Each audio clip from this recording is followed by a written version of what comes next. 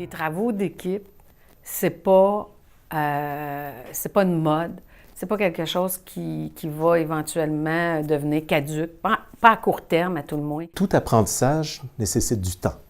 Mais apprendre le travail en équipe, ça ne fait pas exception à la règle, ça nécessite du temps aussi. C'est une compétence transversale. Je vous dirais que on présume trop peut-être que ça se fait dans une autre cour ou en entrée, dans le bac, tout ça. Pourquoi on les fait travailler en équipe? Alors, là, je vais caricaturer. Des fois, je parle en caricature juste pour provoquer, mais si on les fait travailler en équipe parce qu'on se dit on va avoir moins de travaux à corriger, c'est pas la bonne raison, puis on peut faire du dommage. Mais il y a des cours où le travail d'équipe, c'est juste pour animer la conversation, faire en sorte que le travail se passe dans un environnement plus collaboratif. C'est une chose.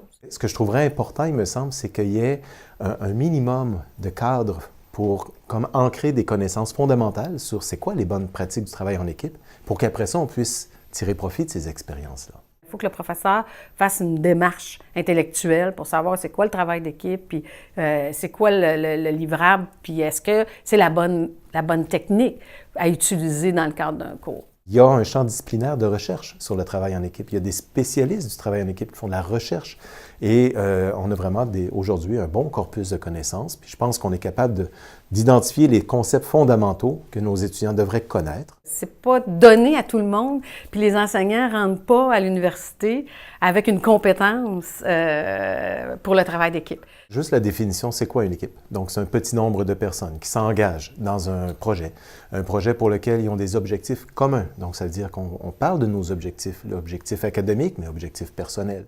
Je pense qu'on aurait du travail à faire au niveau d'organiser de l'espace puis de mieux accompagner nos étudiants dans le travail d'équipe. La simple question, comment ça va, le travail d'équipe? Comment ça va, votre gang? C'est très simple. Okay? Déjà ça permet de voir les réactions. Est-ce qu'il y a des gens qui partent à sourire d'une drôle de façon, etc. Donc, déjà ça, c'est un petit indicateur. Ça prend une compétence pour ramener ça. Quand je vous dis qu'il y a des travaux d'équipe où on a fait appel à des médiateurs, c'est parce qu'en quelque part, ça dépasse la compétence du professeur. Je pense qu'il faut juste doser, les laisser aller versus jouer un petit peu, se mettre la tête dans le sable et dire « Ah, tout va bien, de toute façon, ça ne me regarde pas, ça ne me concerne pas ». Parce qu'une mauvaise expérience de travail en équipe peut avoir, selon moi, des répercussions importantes dans la formation de nos étudiants. C'est peut-être là où j'ai commencé à avoir plus de responsabilités face au travail d'équipe, c'est quand j'ai imposé les équipes. Parce que dans mon cours de négociation, je me suis dit, quand tu négocies avec des gens que tu ne connais pas nécessairement. D'expliquer aussi que c'est normal qu'ils vont vivre des situations difficiles, qu'ils vont vivre des conflits. Par définition, une équipe qui est hautement efficace, c'est une équipe qui est différente. Les gens sont différents, ils ont des points de vue différents. Donc, en partant, c'est sûr qu'il va y avoir des enjeux de communication. Dans leur journal de bord, ils me disent tous, on a été un peu déstabilisés quand tu as dit que tu allais faire les équipes. On était même un peu choqués. Mais par contre, en bout de ligne, on trouve que ça a été une belle expérience. On a construit quelque chose, puis on a appris à découvrir des gens qu'on n'avait pas eu l'occasion de travailler avec durant le bac. Est-ce que les travaux d'équipe sont bien évalués? Je dirais que probablement oui. Est-ce qu'on évalue la compétence à travailler en équipe? Non. Et ça, c'est passablement plus difficile. Pour faire ce genre d'évaluation-là, il faudrait le faire sur à peu près, je dirais, 1 an peut-être,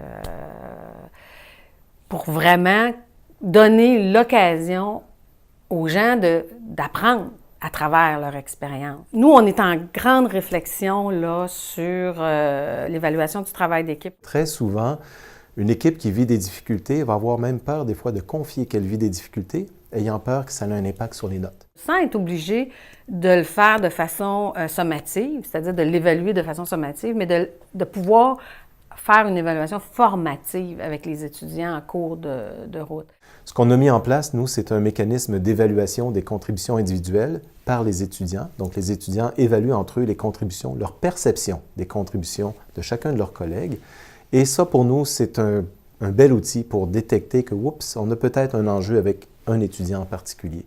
On a introduit la matrice PME, qui est une matrice qui permet à l'étudiant d'évaluer sa contribution au travail d'équipe. Par conséquent, l'étudiant, il va dire est-ce que j'ai travaillé plus, moins ou égale à mes partenaires dans mon équipe. On va découvrir, par exemple, que l'étudiant peut vivre une situation personnelle qui est difficile, que l'étudiant n'arrive pas à s'intégrer dans l'équipe. Donc, il fait de son mieux, mais l'équipe ne lui fait pas confiance.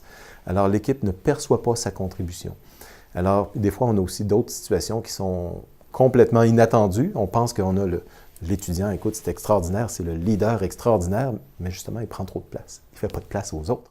Ce que ça nous a permis de faire, c'est de pondérer le travail, le livrable, selon la part de chacun. Parce que la pondération de ce travail-là dans la note finale, elle est importante. Il faut, à ce moment-là, selon moi, être capable de savoir qui a contribué plus ou moins par rapport aux autres et que le message soit clair aux étudiants. Votre note peut être modulée en fonction de votre contribution. La matrice PME permet justement d'aller chercher une partie individuelle pour un travail d'équipe.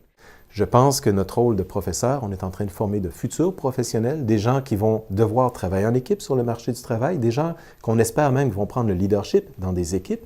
Il faut qu'on les outille, il faut qu'on les prépare. Il faut qu'on leur donne la rétroaction aussi sur comment est-ce qu'ils s'y prennent. On est toujours dans l'évaluation individuelle, puis on ne permet pas à l'étudiant d'aller chercher le meilleur de l'équipe.